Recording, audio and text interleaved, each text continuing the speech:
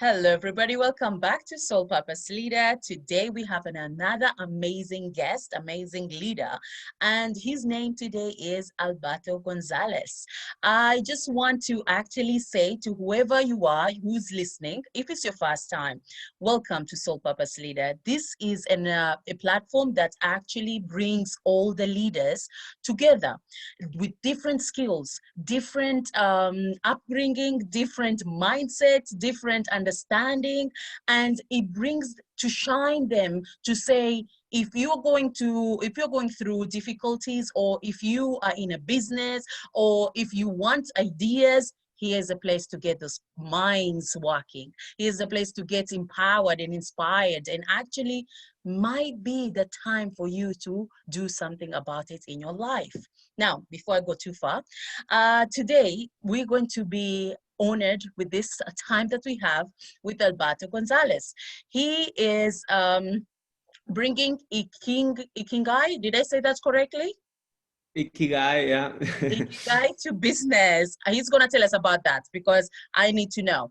And he is an optimistic leader and entrepreneur who believes in purpose as the driving force for positive change for leaders, teams, and organization.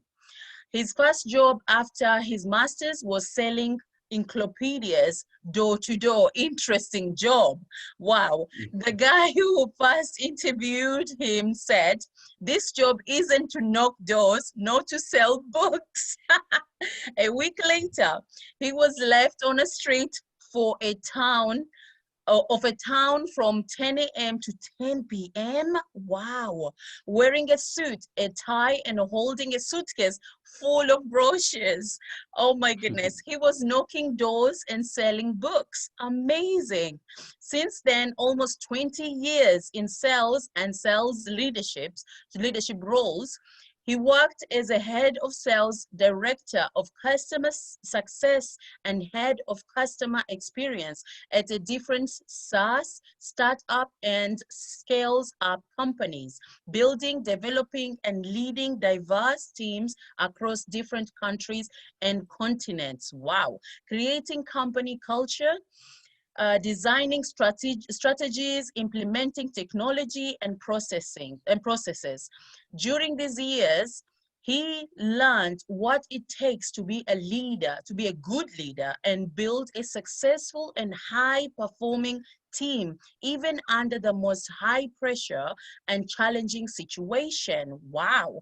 Through his journey, he often questioned himself about what his real purpose was, what he really wanted to do, and where he could add more value to others. Thanks to some inspiration, he developed a methodology to help him discover his purpose. It worked. We need to hear this more.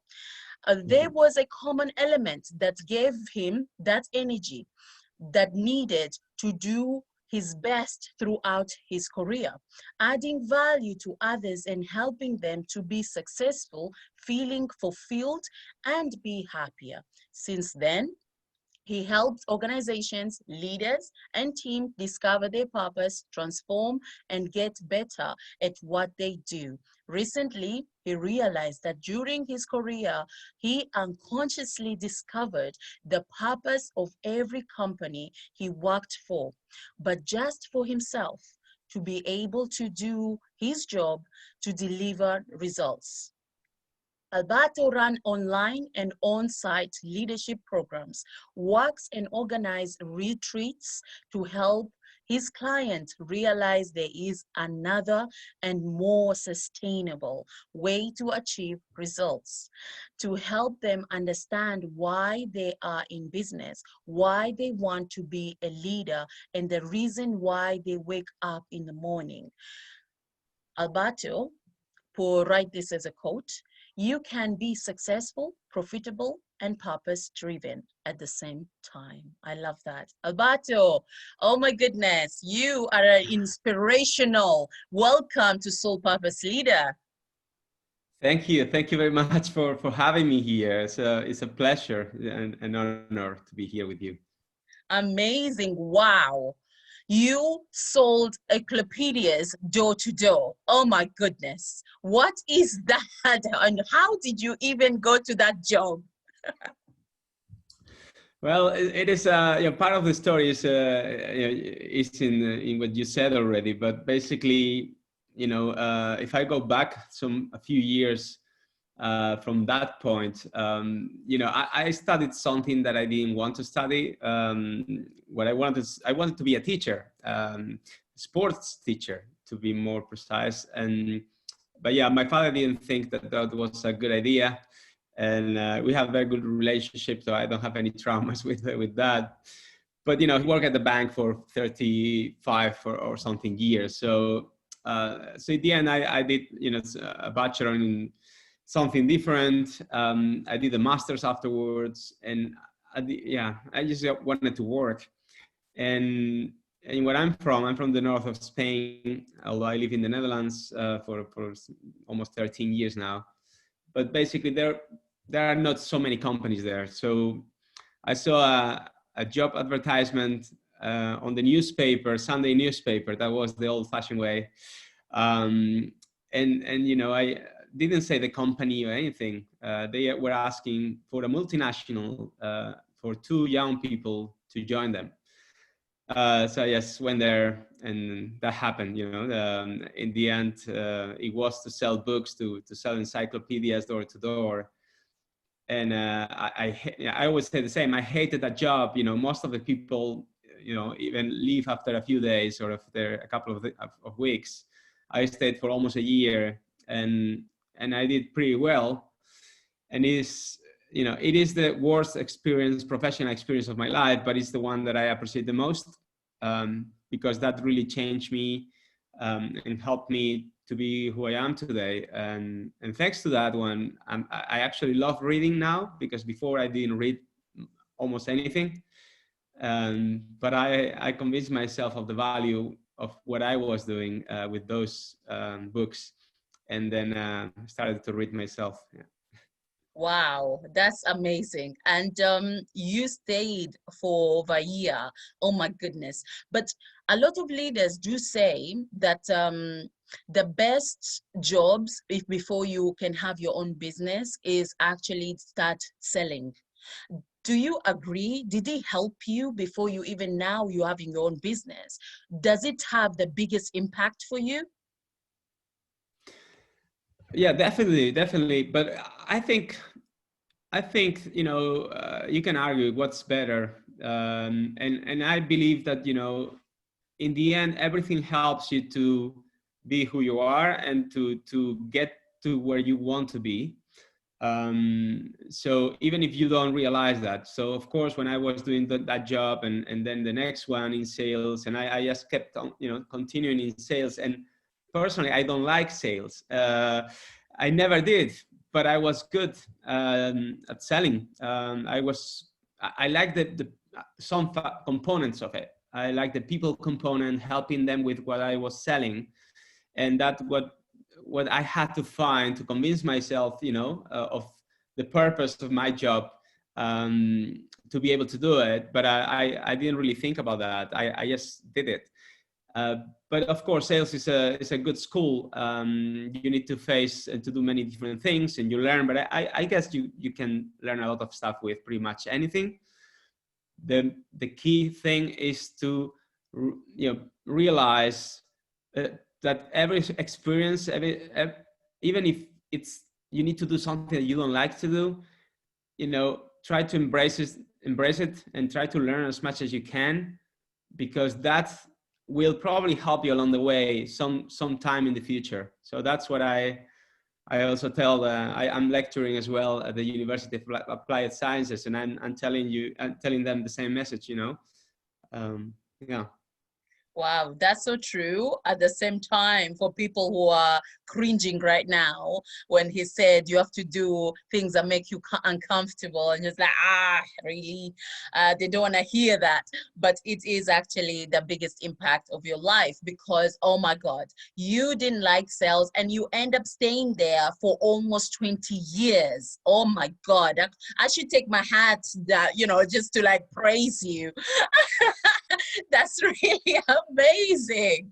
But then I see that within sales, you actually didn't just stay in one place. You are so ambitious because you wanted to grow and find and learning, training within that job, isn't it? Yeah, and I have to say, I did learn a lot, but more from doing stuff rather than, getting trainings and things like that, which I got some, but it was more about experiencing things and just working, doing the work.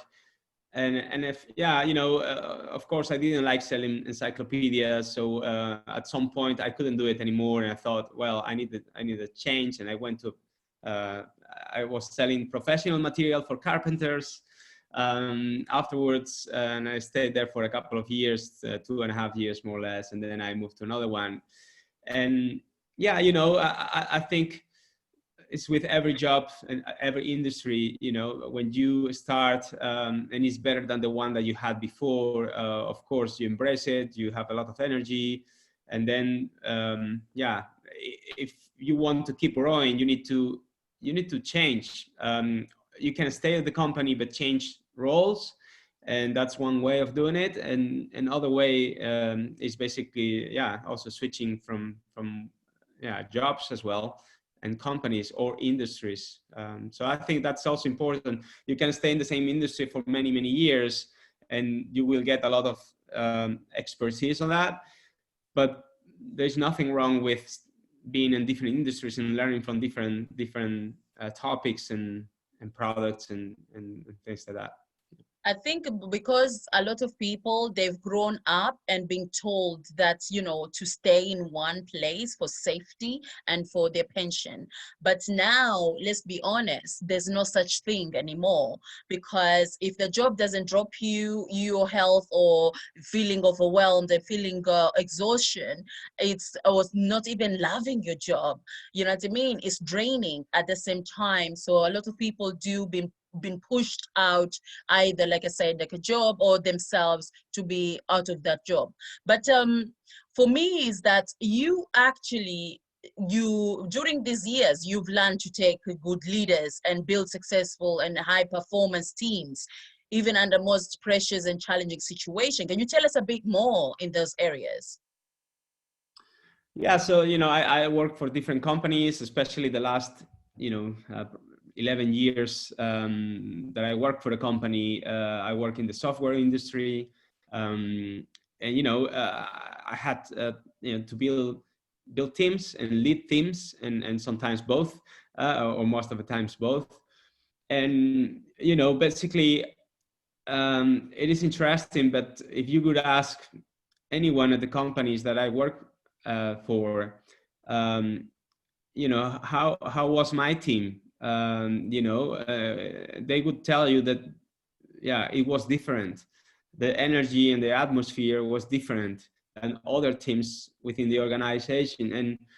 And I think that's, because it wasn't that much about me, I hope, but it was more about them and about, helping them to realize the impact that they were making on one hand, and in the other hand was about building that culture of trust. And they were there with a common goal, common purpose, and they also saw the opportunity to grow, and that was something that I noticed as well. Nobody dreams, if you ask them, like, nobody dreams to have the job at the company where they are working at, right? So if you ask your team, if you're a leader and you ask your team, hey, what's your dream? Well, maybe some of them reply, yeah, working here for you, that's good. But in most of the cases, yeah, that's probably not their dream. They dream about doing something else and something bigger or whatever. So the key task of the leader is actually to know about that, to know what they care about, what they want to achieve, and let them see how working for you, working within that team right now can help them to get where they really want to go. I love that. But at the same time, if we go to the olden days, I'm saying it as in olden days because now with the pandemic, it's a bit different. People have to change. But for people who before, when you work in in an office or when you work in a corporate, they usually used to not want to know about your dreams. All they want you is just do what they want you to do. And it's like people, they're leaving their brains outside the door and they just do what they've been told, like like robots. And then at the end of the day, they go, when they leave the building, they collect their brain and do whatever they need to do out there. So what do you say to a person who has same mindset as what happened before? How can you give them advice in that area? Well, the thing is that, look, people will work for you for some time, and that time is limited.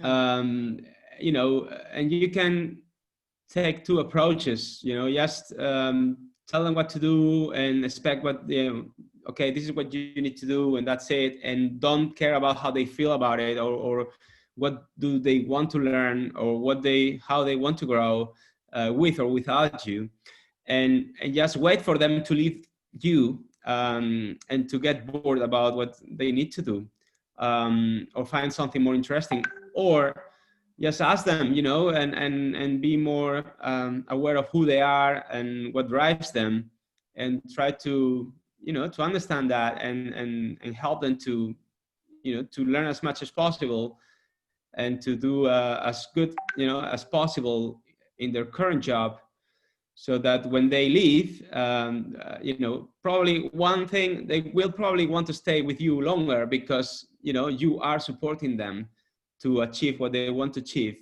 And second, when they leave, they will be happier, you will be happy as well. And it will be better than if someone leaves just because this person feels that didn't grow or didn't have the opportunity to learn anything with you, right? That's so true. And also, it's the whole of this is because of fear. People are driven for fear. If I teach, if I do let them be who they are, they might be maybe thinking more than what I want them to think, or maybe they're scared of not having ability to actually help them to do that. Now, if we go back to you, okay, I want to know, because you also ask yourself the same question about your purpose, about your dreams. Now, where in your life, or what time in your life that you started questioning yourself? Well, I think since, maybe during my studies, because I didn't really know what to do, but then I kept on doing it during my whole life. When I was selling books, the same thing. I was questioning, what else can I do? How can I switch? How can I get a job that is not selling? And during this journey, I thought that, well, management is the answer, because obviously, the more years you have of experience in sales, the more difficult it is to switch to do something else, right? So I knew that I like teaching, so that's for sure, and educating people. That's how I saw my sales jobs, right? Like educating people with our products or services.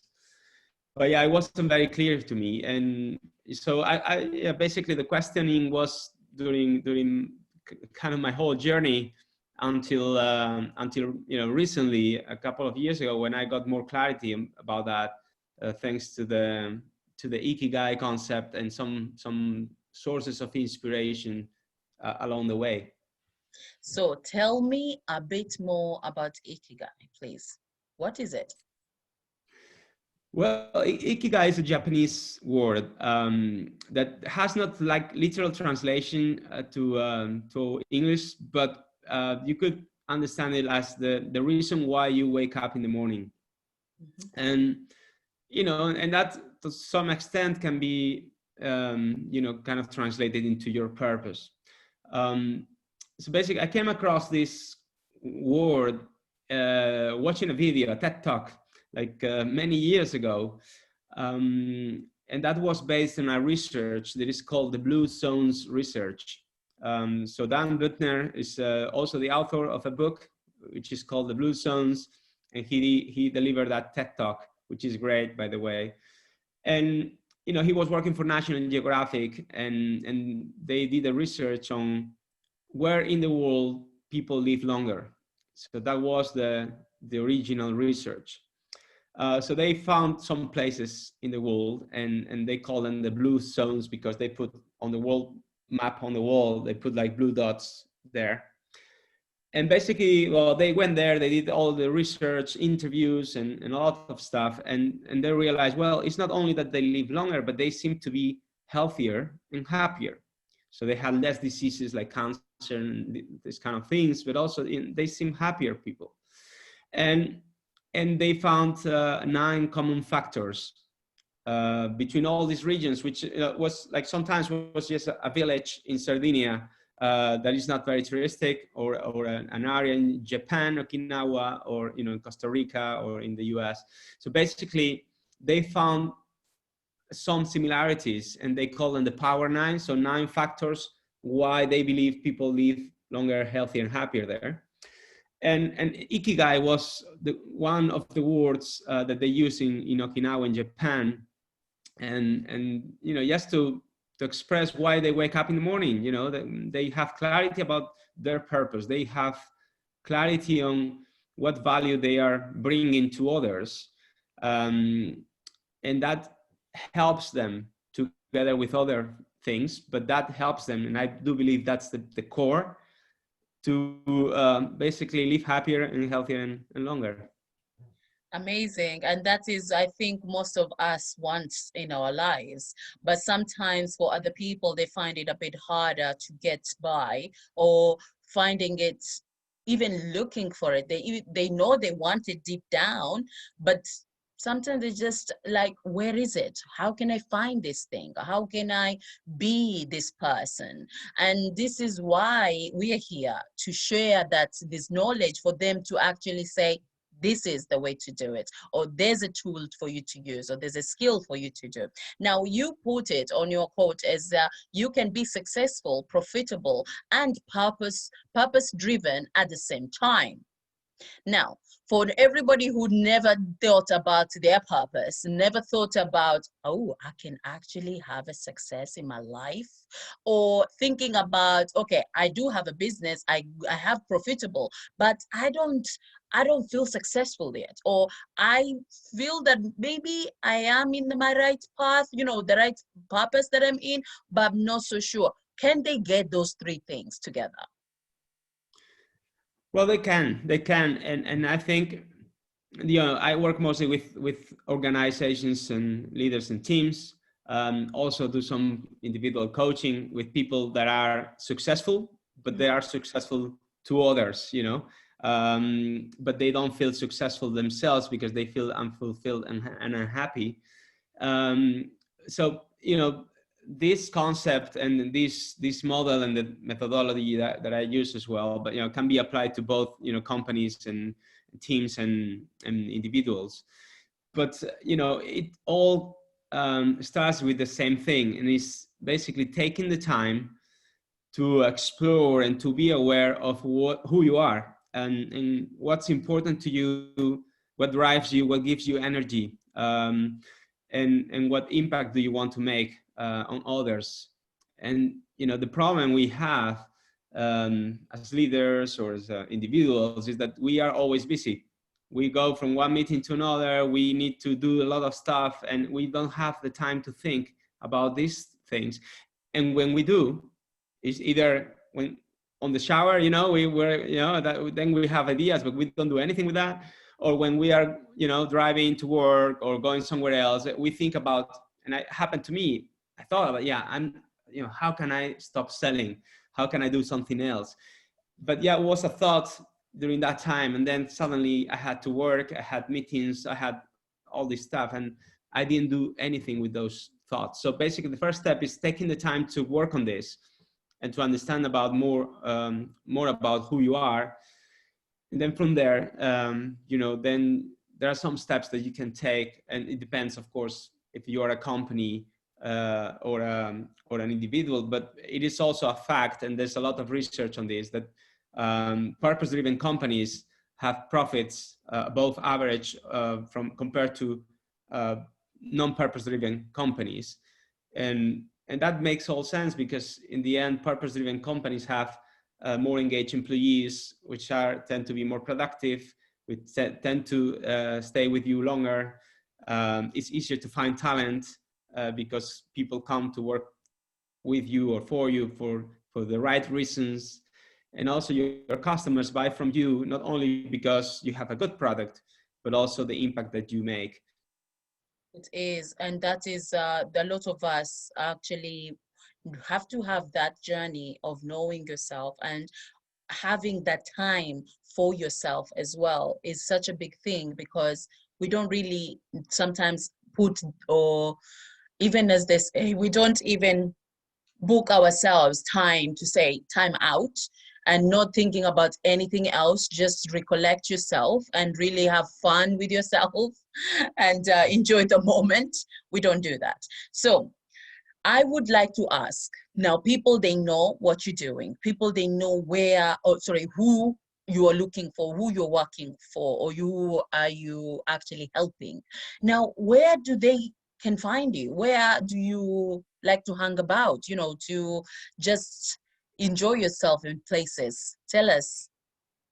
Well, they can find me on LinkedIn. I'm pretty active there. Share my ideas and content, you know, quite regularly. So if they look for Alberto Gonzalez Otero, that's a bit complicated, but that's my name. They will find me. My website is Just On Purpose, or my company is justonpurpose.com. Or they can drop me an email to alberto@justonpurpose.com, or find me at the dunes at the beach in The Hague, you know, going for a run. That's usually also the case. Amazing. We have to get a trip, okay? Go to Hague, people. They will find him there on the beach. I would like to ask you, what message do you have to share? If this was your last message to the world, what would you like to say to them? Well, that's a good question.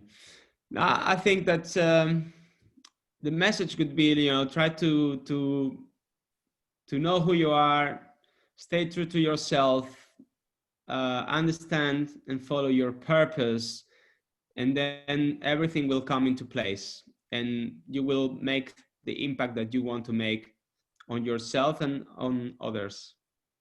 Amazing. And I want to say thank you for giving us your time. This man is busy, guys, okay? And I'm so grateful, and I'm so honored to have you here today. Now, do you have anything else to share with us before we close for today? Nothing, you know, it has been great. I'm thankful and grateful for this opportunity to be with you, and hopefully, you know, this adds some value to some people out there. And feel free to reach out to me anytime if you want to have a chat. Thank you so much, Alberto. And for everybody else, until the next time with another guest, I wish you all the best. Take care, everybody. Goodbye.